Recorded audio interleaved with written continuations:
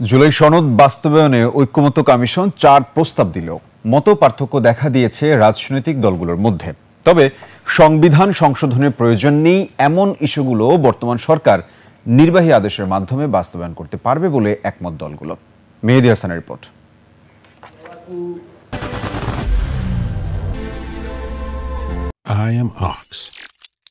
দীর্ঘ আলোচনার পর জুলাই সনদ ঘোষণা হলেও বাস্তবায়ন কি হবে সেই মতপার্থক্য নিরসনে ঐক্যমত্য কমিশনের এই উদ্যোগ, যেখানে কমিউনিস্ট পার্টি ছাড়া অংশ নিয়েছে সংলাপে অংশ নেয়া সব দল।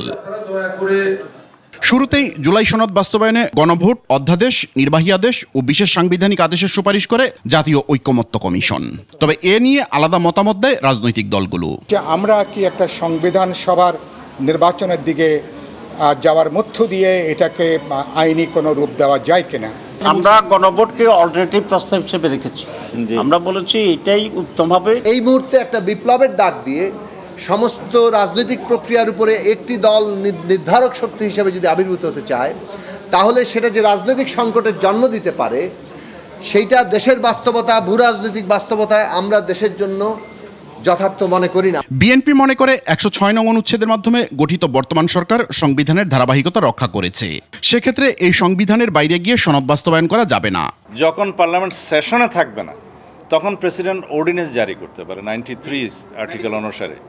কিন্তু অর্ডিন্যান্স কোন বিষয়ে জারি করবে? সংবিধান পরিবর্তনের জন্য কোনো অর্ডিন্যান্স জারি করার ক্ষমতা ওখানে দেওয়া হয় নাই।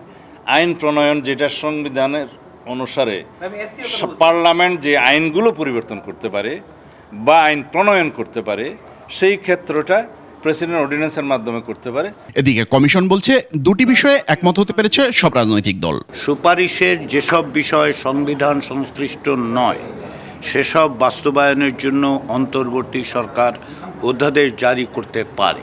দ্বিতীয় যে বিষয়ে ঐকমত্য প্রতিষ্ঠিত হয়েছে, সেটি হচ্ছে সুপারিশের যেসব বিষয় সরকারি বা সংশ্লিষ্ট কর্তৃপক্ষের আদেশ ও বিধি প্রণয়নের মাধ্যমে বাস্তবায়ন করা সম্ভব, সেগুলো অন্তর্বর্তী সরকার এবং সংশ্লিষ্ট কর্তৃপক্ষ বাস্তবায়ন করতে পারে।